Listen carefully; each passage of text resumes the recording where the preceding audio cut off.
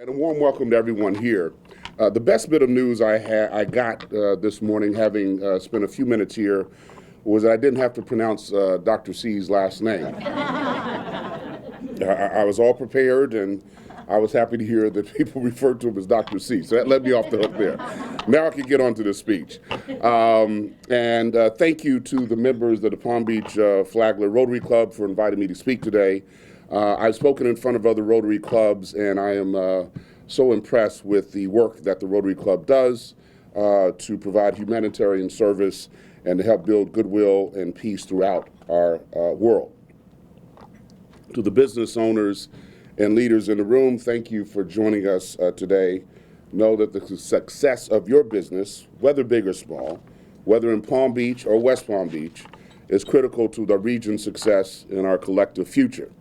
Know that the city of West Palm Beach is here to support you, provide excellent customer service to you, and to create an environment in which you and your business can thrive.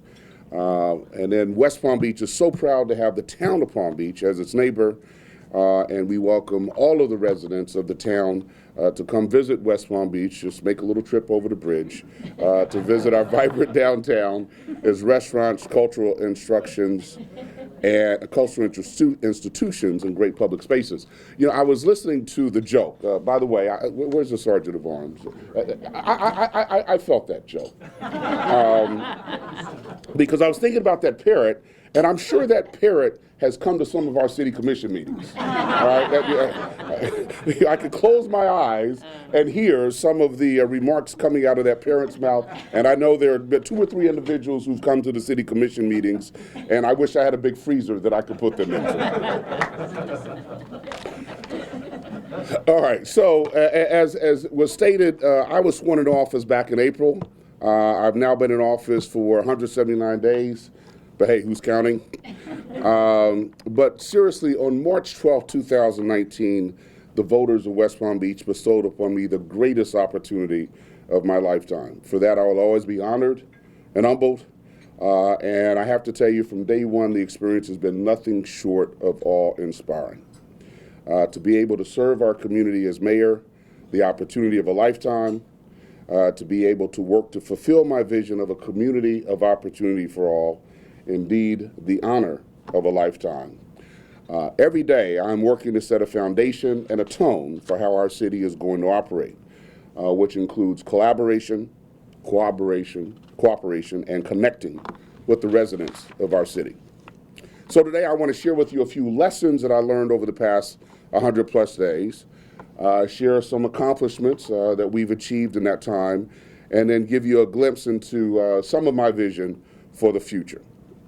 So let me point your attention to the screen. That's my swearing in, and that's my lovely wife, Lorna. I'm so happy to have been blessed with her in my life. She's proud to be the First Lady of the city of West Palm Beach. A bit overwhelmed sometimes. She's kind of shy, as am I, as you could probably tell. But she's proud, and I could not be prouder of her. She stood shoulder to shoulder with me on the campaign trail. She's my second wife, so she had not gone through any of my prior elections to the city commission. And she had no idea what she was getting into when I ran for mayor. But she was there with me on the campaign trail and did a great job. So one of the things I do want to mention is, you know, people have preconceived notions about mayoring, and they think it's simply about making speeches and cutting ceremonial ribbons and so on, and there's a lot of that. One of the first things I did after swearing in was I got to speak at the graduation of Palm Beach Atlantic University.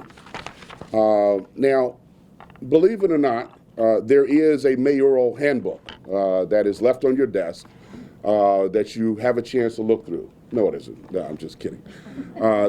If there was a mayoral handbook, let me tell you a lesson that would have been there. And I wish I had someone that taught me this lesson. So as you can see there, I'm all decked out in my robe. It's the very first time I had occasion to speak at a graduation. And so we led the procession, I and the president of the university and others, and so we go to the stage first and we turn around, and in walks the various students, and they had a fairly large graduation class. And as I was standing there watching this procession, and it kept going on and on and on, I thought to myself, I probably should have used the bathroom before, because there was no easy way of getting out, right? I mean, it was right on the front row. So then I had to, you know, if you've been there, I'm sure you have to change your mindset and start thinking of other things like parrots that speak to you at city commission meetings. So that was an interesting experience. Another interesting experience, and don't look at that picture too hard, but yeah.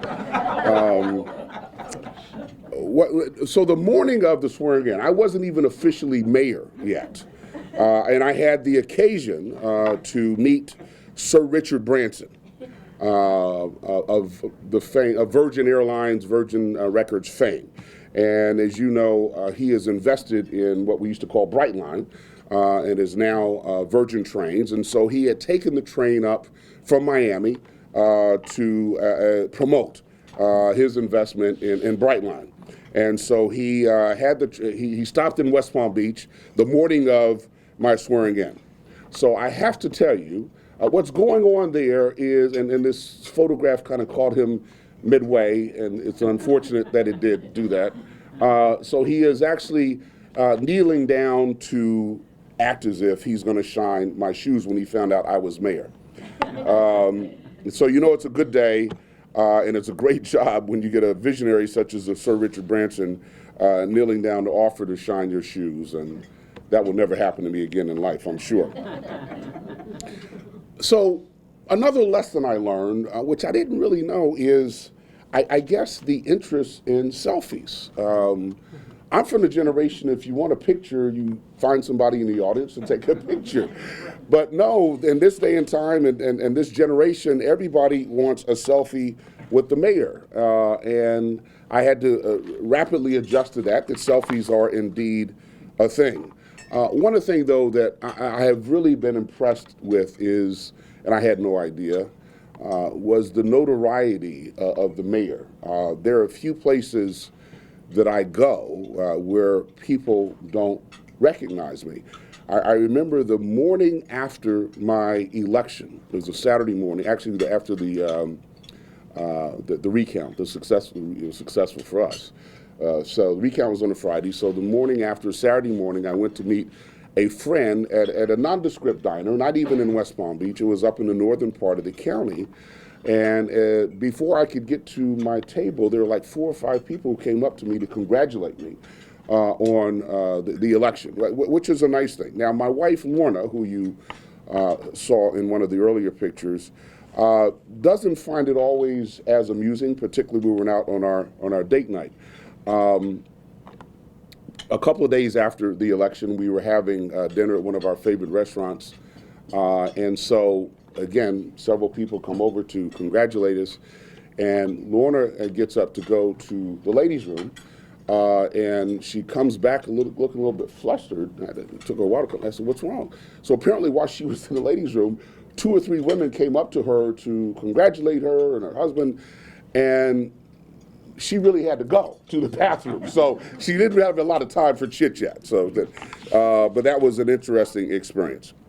Another pretty cool thing that happened when I got to City Hall, on my very first day of office, it occurred to me, it hit me rather rapidly that City Hall was a pretty special place. So I'm walking in, I thought I'd get to the office early, about 8 o'clock, and as I walk into the lobby, about 100 employees were waiting for me in the lobby and applauded as I walked in. So that was pretty cool. And as was mentioned earlier, West Palm Beach has a strong mayor, form of government. That means I'm the chief executive officer of an enterprise that has roughly 1,700 employees. And the combined budget of this enterprise is $500 million. That's what it be, $500 million. So it is a pretty big deal. But the one thing that I learned very quickly on the job is how passionate our employees are about the work that they do. And they're doing everything they do behind the scenes, whether it's picking up trash, ensuring that the residents have clean, safe drinking water, or responding to an emergency. But they're doing it because out of their heart, they feel that they're doing what they can do to make the city a better place. And I do believe that our city employees are some of the hardest working, most dedicated employees around. So you all are aware of the near miss that we had, and I heard about the fundraiser for the Bahamas, and certainly our thoughts and prayers go out to that city. But in the lead up to the storm, it was a pretty harrowing time. That storm, all of it had it tracking directly toward us. We were in the bullseye, and a Category 5 monster headed straight toward the city of West Palm Beach and the town of West Palm Beach. So another thing about our employees, and we, our emergency management team, we prepare. We have drills throughout the year. I felt confident that we had prepared as best we could. But the strength of that storm was alarming. But and there are about 24 of us who hunkered down in our emergency operations center. Here's a picture of it there, right off of Congress. I went over on Sunday afternoon, and so everyone knew their assignments. They knew what they were supposed to do, when they were supposed to do it. And so now we are in a waiting mode. There's constant communication going on. But at no point did I detect any fear, any angst, there was concern, but not fear. None of those employees batted an eye. And we were doing what we could to prepare our residents and our city for both the storm and its aftermath. I could not have been prouder of the team that had assembled there, and we know that we dodged a bullet, and but it was in retrospect, it was a good trial run for what may happen in the future. Let me introduce you to a couple of our employees, and this is a story that is demonstrative, I think, of the attitude of our employees. This is Joe and Foskey. Joe's to the left, Foskey's to the right, and they both work in our watershed management area out west, watershed management technicians. So one of the honors that I get as mayor is each month I give out Employee of the Month awards, and then every 6 months or so I hand out what's called a Star Award. Star Award is a staff appreciation and recognition award to an employee that's been nominated by his or her peers. There's a committee that reviews the nominations. And so Joe and Foskey received a Star Award. Let me tell you their story.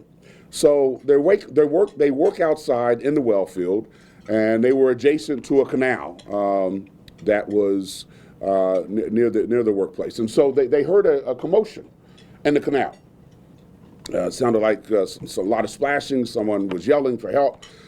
So they put down their tools and they ran over to the canal. And they see two men in the canal, one of which seems to be face down, unresponsive, and the other one is trying to help this gentleman out. So they hopped the fence without hesitation, hopped the fence, went over and helped get the young man out of the canal. And the other one as well. And apparently the men were there, diving for golf balls. I didn't know that was a thing, but and they ran into some trouble.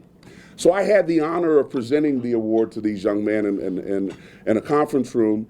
And so I presented them with the award, and then I asked them a question. I said, well, what motivated you to hop over the fence? I mean, I said, you literally saved 2 lives there. And the last time I checked, saving lives was not in the job description for a well-filled watershed management technician. And both of them just kind of shrugged their shoulders and said, we were just doing our job, without hesitation, without any prompting. So that really is an attitude that I think permeates throughout our city and our city employees, and they don't get the recognition. You know, I as mayor, we have 5 city commissioners. When we're out and about, people are telling us, you know, how wonderful of a job we're doing. They're actually always telling us how bad of a job we're doing. People who show up at City Hall don't come to City Hall because they're happy. They come to City Hall like that parrot to tell us how horrible of a job. So it's rare that we get that kind of feedback. But more importantly, we are out there, and so it's important that I acknowledge these employees for all they do. So let's get on to some accomplishments. One of the first things I did was to create a transition team. We had over 100 people from throughout our city and maybe even the county from diverse personal and professional backgrounds. We had neighborhood members, representatives from the private sector, the public sector, subject matter experts who all came together to address many of the major issues confronting our city. They were charged with making bold recommendations to improve government efficiency, public safety, job creation, and so much more.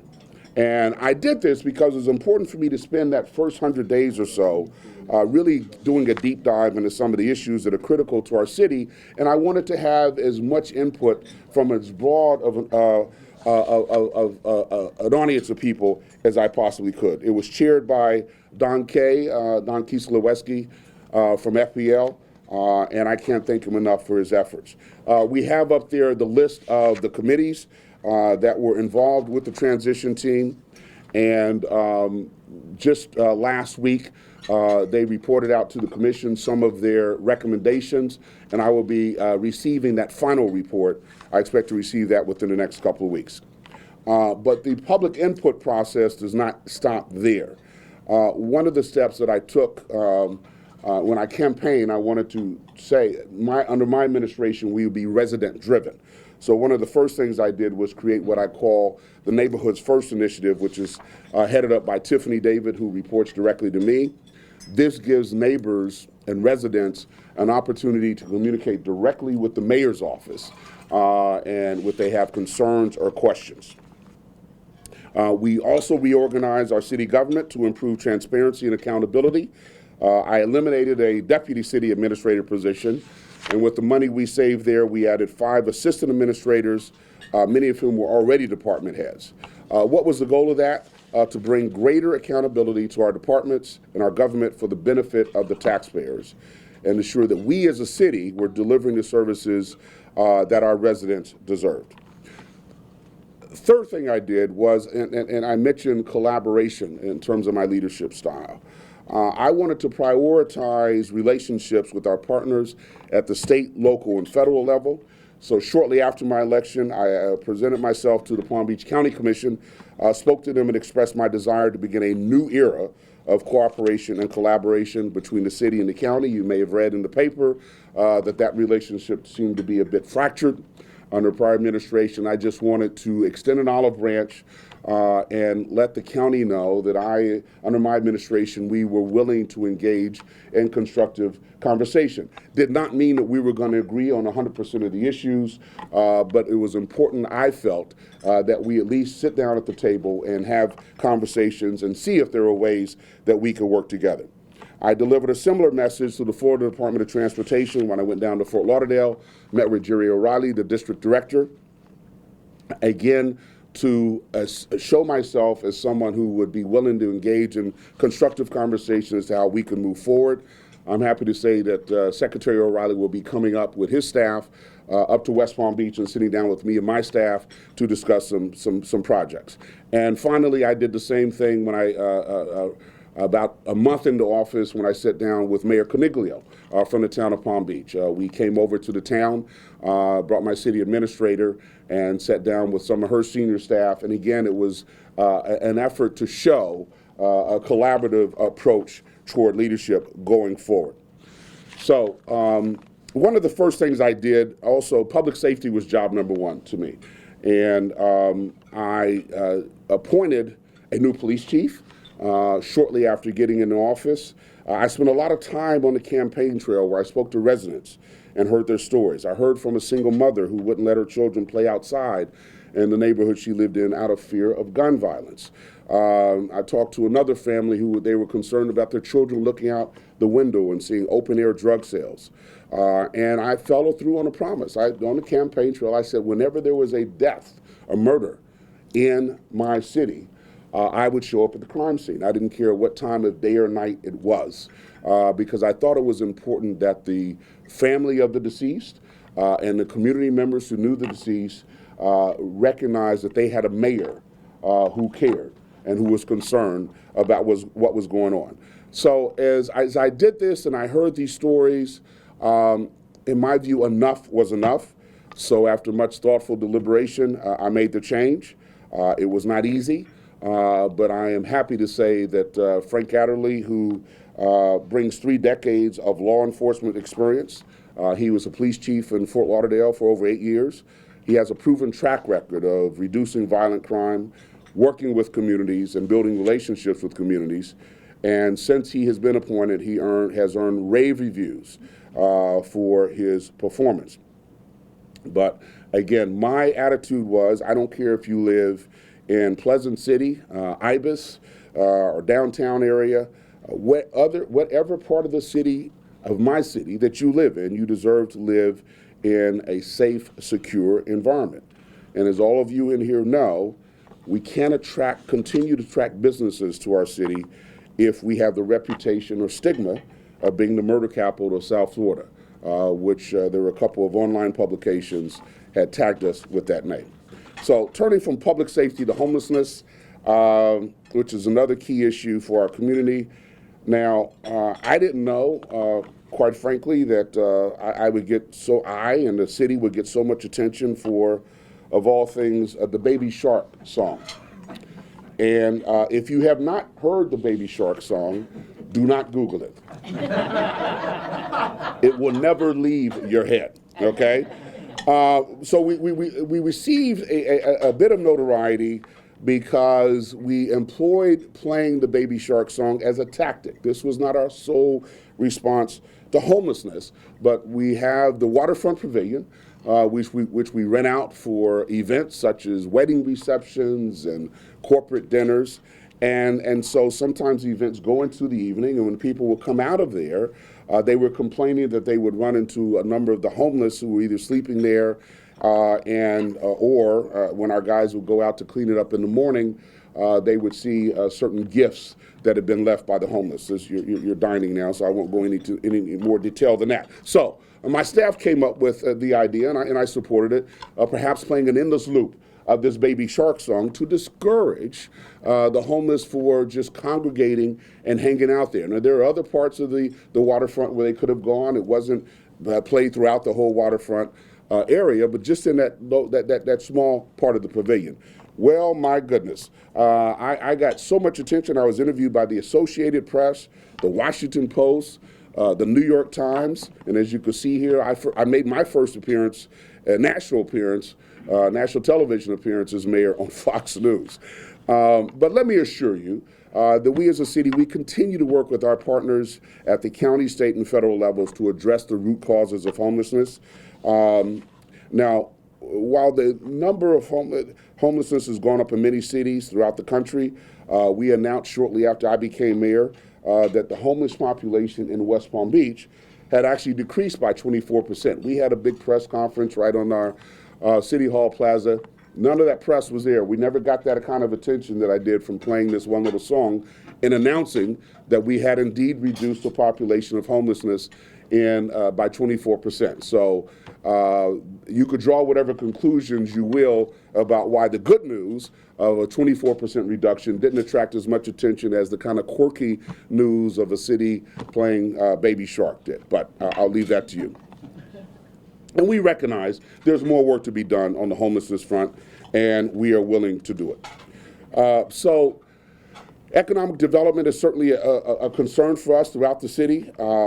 We strongly believe that, and my attitude is I want West Palm Beach to be a community of opportunity for all, a community where anyone, no matter where they live, can achieve their dreams and realize their full potential in our city.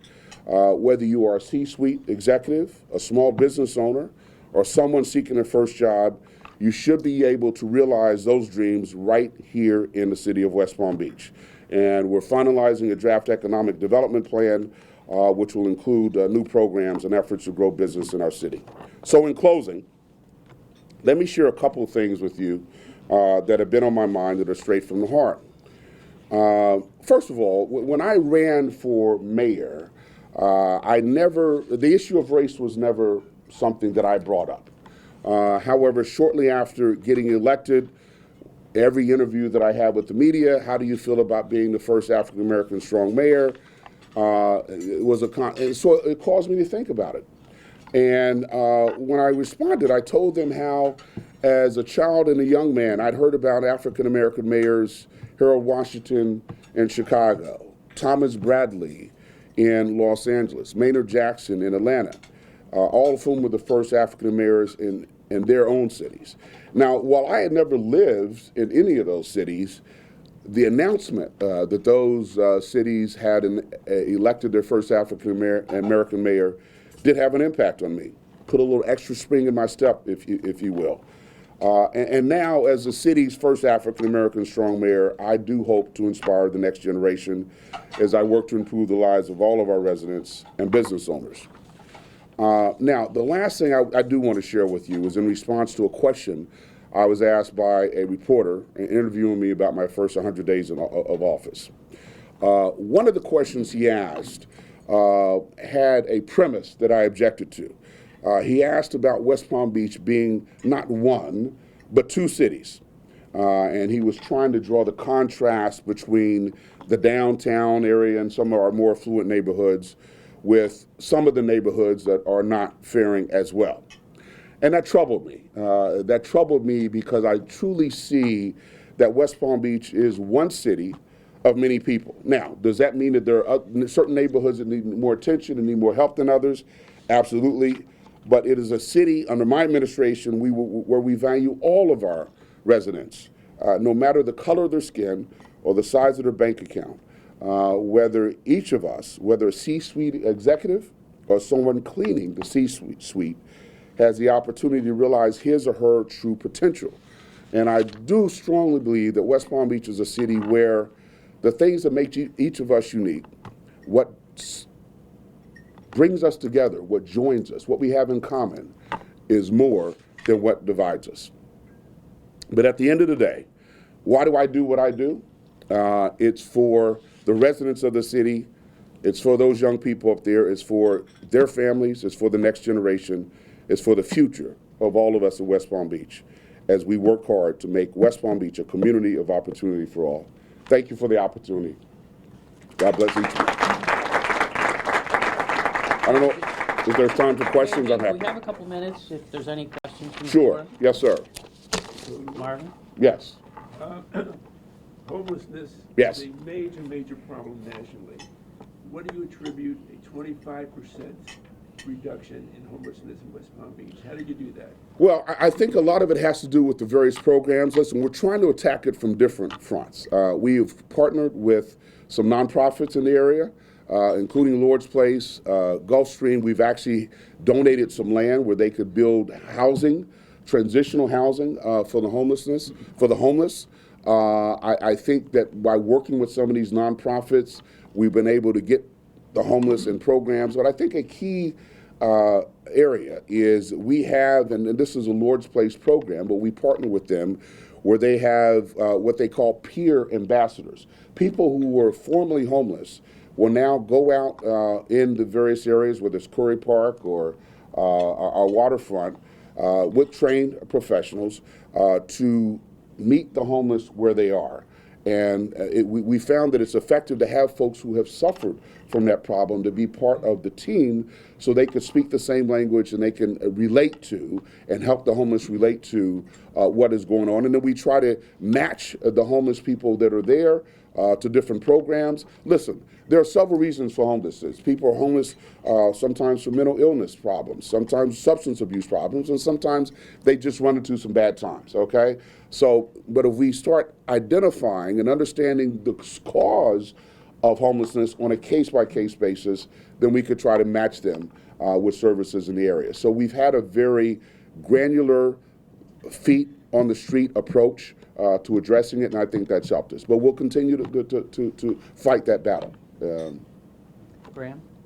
Would you be kind enough to explain the rationale for changing the name of City Place to Rosemary Square? Well, what I'm told, and you know, that is a private sector decision, but I supported it because I think the related group, which owns City Place, they wanted to make sure that that area that we used to call City Place was now more interconnected with the whole city. Rosemary is a street that runs north and south, just on the border. And actually, there's some development going on Rosemary. But if you think of Rosemary Square, I think it evokes the image of being now more part of the city, as opposed to a separate area where people could go. You know, and back in the old days, the area between Clematis Street and City Place was, we used to call the donut hole. There was nothing there.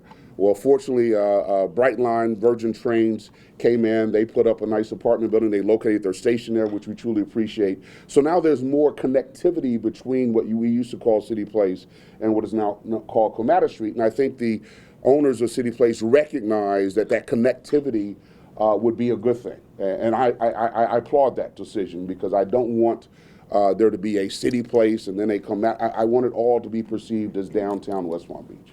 Thank you, sir. Any other questions? Marvin?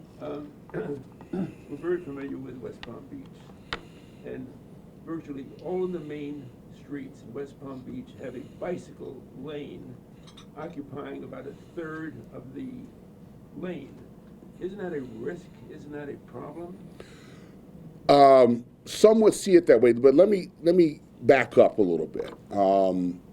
We adopted, while I was a commissioner, what we call a bicycle master plan. And where we're trying to make sure that there is bicycling opportunities available throughout our city. You know, one of the unfortunate things is people don't realize, some people don't realize, some people have to commute using bicycles. It's an equity thing. And it is not, I bicycle for pleasure. Might not be able to tell it, but I do bicycle for pleasure on occasion. But there are some folks, that should not have gotten that big of a laugh, by the way. Only kidding. But there are some people who commute to work using bicycles.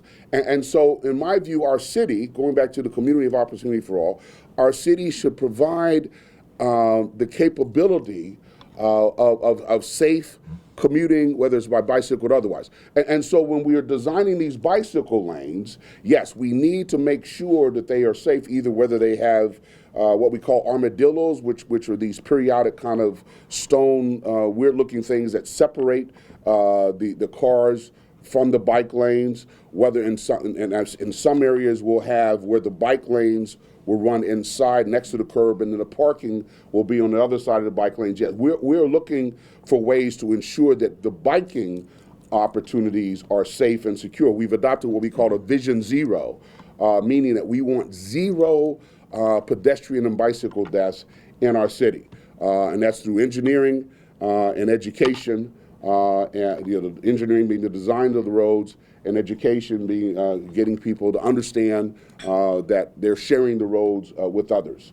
And so, yes, we're looking for ways to make those bike lanes safer, but the bike lanes themselves we see as an essential part of our city transportation mode. Great. Excellent. A round of applause. All right, thank you all.